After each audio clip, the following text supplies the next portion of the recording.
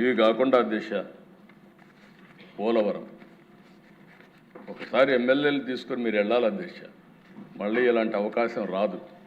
మీ ఆధ్వర్యంలో వెళ్ళి ఒకసారి చూపించండి అవ్వాలి ఎమ్మెల్యేస్కి. ఎందుకంటే దిశ ఇంత పెద్ద ప్రాజెక్ట్ సమీపంలో రాబోయే రోజుల్లో భారతదేశంలో ఎక్కడ కట్టే అవకాశం లేదు. అతి పెద్ద ప్రాజెక్ట్ ఇది.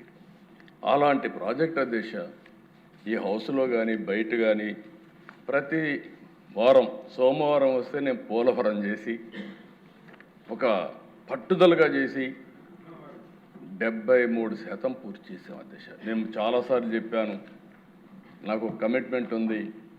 ఆ రోజు 7 మండలాలు తెలంగాణకు ఇచ్చిన మండలాలు ఇక్కడ రాకపోతే అది పూర్తి కాదని గట్టిగా ఫైట్ చేస్తే ఆనాడు సేమ్ ఎన్డీఏ గవర్నమెంట్ అధ్యక్ష మోడీ గారి నాయకత్వంలో ఆ 7 మండలాలు ఇచ్చారు. ఇచ్చి ఆ ప్రాజెక్టు ముందు తీసుకుపోగలిగాం. ఆ గౌరవంతోనే ఇప్పుడు కూడా పోలవరం జిల్లాను చేశానంటే అక్కడుండే బాధితులపైన నాకుండే గౌరవం అని చెప్పి కూడా మరొకసారి మీకు విజ్ఞప్తి చేస్తున్నాను దేశ. అలాంటి బ్రహ్మాండమైన ప్రాజెక్ట్ని అన్ని విషయాలు చెప్పారు. నేను ఇంక దానికి జోరుపోను. విధ్వంసం చేసే పరిస్థితికి వచ్చారు. అలాంటి ప్రాజెక్ట్ ఆడుకునే పరిస్థితికి వచ్చారు. ఇప్పుడే అన్నీ కంప్లీట్ చేస్తున్నాం. తప్పకుండా రాబోయే సంవత్సరం పుష్కరాల కంటే ముందు పోలవరం పూర్తి చేసి జాతికి అంకితం చేసే బాధ్యత ప్రభుత్వం తీసుకుంటామని ఒక నిర్దిష్టమైన లక్ష్యాలు పెట్టుకొని ముందుకు పోతున్నాం. ఇంకొక పక్కన దేశ చింతలపూడి, ఇది కూడా మీరు ఒకసారి చూస్తే ఆ చింతలపూడిని కూడా ఎక్కడికక్కడ మొత్తం వదిలేసి ఎన్జిటికి పోతే కనీసం అప్పీల్ చేయకుండా మాట్లాడకుండా చేస్తే వదిలేశారు. దాన్ని కూడా ఫాలోఅప్ చేశాం. చింతలపూడిని పూర్తి చేస్తాం. అది పూర్తి చేస్తే ఏదైతే అప్లాంట్స్ ఆఫ్ వెస్ట్ గోదావరి కానీ కృష్ణా కానీ ఈ పక్కంతా కూడా మొత్తం బాగుపడే పరిస్థితి వస్తుంది. ఏలూరు జిల్లా నుంచి అది కూడా పూర్తి చేస్తాం అధ్యక్ష. ఇంకొక పక్కన అధ్యక్ష ఈరోజు మీరు చూస్తే ఇప్పటి వరకు రాష్ట్రం అంతా మీరు చూసినప్పుడు ఓసారి ఎవ్రీడే నేను లెక్కలు చూసుకుంటూ ఉంటాను అధ్యక్ష. ఈరోజు మేము అవేర్ ఒకటి పెట్టాం.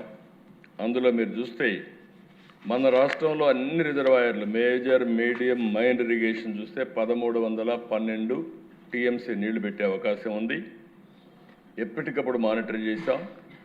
ఈ రోజున ఎప్పుడూ లేని విధంగా 60.46% రిజర్వాయర్లు నీళ్లున్నాయి. అన్ని రిజర్వాయర్లు కళకళలాడుతున్నాయంటే దానికి కారణం ఈ ప్రభుత్వం యొక్క దూరదృష్టి అని చెప్పి నేను మీకు తెలియజేస్తున్నా. 793.66 టీఎంసీ నీళ్లు ఈరోజు కూడా నిల్వలు ఉండే పరిస్థితి ఉంది. ఆ విధంగా ఎప్పటికప్పుడు మానిటర్ చేసుకుంటున్నాం. అయితే అధ్యక్ష ఈరోజు మనం గుర్తుపెట్టుకోవాల్సిన రాబోయే సంవత్సరం కొన్ని అలార్మింగ్ న్యూస్ కూడా వస్తుంది. వర్షపాతం తగ్గచ్చని. అందుకే నేను మా రామానాయుడు గారు ఇప్పుడే చెప్పారు. నేను చాలా స్పష్టంగా ముందుగానే పంటలు ఏమన్నాం. మే 15వ తారీఖున డేట్ ఇస్తాం. నార్మల్కి నీళ్ళు ఇస్తాం.